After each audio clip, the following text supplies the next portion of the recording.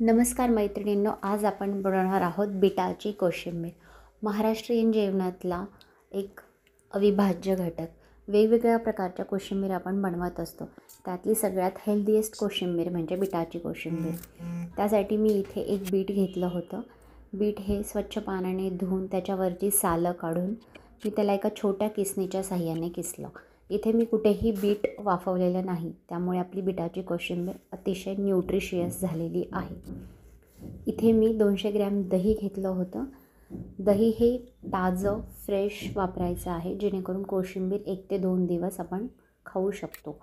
इथे तुम्हाला लागत दही टाकायचं आहे, जेवढं तुम्हाला रिक्वायर्ड आहे टेस्ट वाईज. त्याचबरोबर थोडासा क्रंचीनेस येण्यासाठी इथे 1 चमचा मी शेंगदाण्याचा कूट घातलेला आहे. वरतून थोडंसं मीठ घातलं. साखरही मी अतिशय कमी प्रमाणात घातली आहे आणि हे सगळं मिश्रण आपण व्यवस्थित एकजीव करून घेणार आहोत. मिश्रण एकजीव करत असताना आपल्या लक्षात येतं की अजून किती दही आपण याच्यामध्ये ॲड करू शकतो.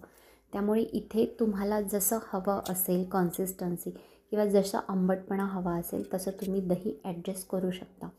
इथे मी पुन्हा 2 चमचे दही टाकून घेतलं आहे आणि ही सगळी कोशिंबीर बनवायला मला 200 ग्रॅम दही लागलेलं आहे.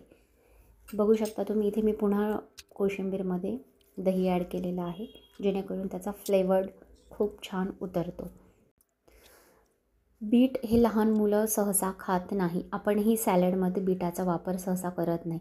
त्यामुळे अशी कोशिंबीर केलं तर बीटही आपल्या पोटात जाते, न्यूट्रिशन भेटते आणि हिमोग्लोबिनसाठी बीट हे खूप उत्तम सोर्स आहे. आपण याला तडका देणार आहोत. तडका देण्यासाठी इथे तुम्ही बटरचा वापर करू शकता. इथे मी तेल घेतलेलं आहे. कडकडीत तेल तापल्यानंतर त्याच्यामध्ये मोहरी आणि हिरव्या मिरच्या टाकल्या. तुम्ही इथे कढीपत्ताही यूज करू शकता आणि वरतून आपण जे मिश्रण बनवलं होतं त्यावर आपण फोडणी देऊन तडका दिलेला आहे. हे सगळं व्यवस्थित मिक्स करायचं आहे. आपण जो मोहरीचा तडका देतो त्यामुळे या कोशिंबीरची चव अजून इन्हॅन्स व्हायला मदत होते. त्याचबरोबर आपण थोड्याशा मिरच्या यात ॲड केल्या, त्यामुळे तिखट, आंबट आणि बीटाचा गोडसरपणा या चटणीमध्ये या कोशिंबीरमध्ये उतरतो. व्यवस्थित सगळी मिक्स करून घ्यायची आहे आणि आपण इथे मी एका वाटीमध्ये काढून घेतले. वाटीमध्ये सेट व्हायला तुम्ही ही फ्रीजमध्येही स्टोअर करू शकतात आणि तुम्हाला हवी तशी तुम्ही 1 ते 2 दिवसही एन्जॉय करू शकतात. अशा प्रकारे मी ही सगळी कोशिंबीर काढून घेतलेली आहे. टेस्टला अप्रतिम झालेली होती.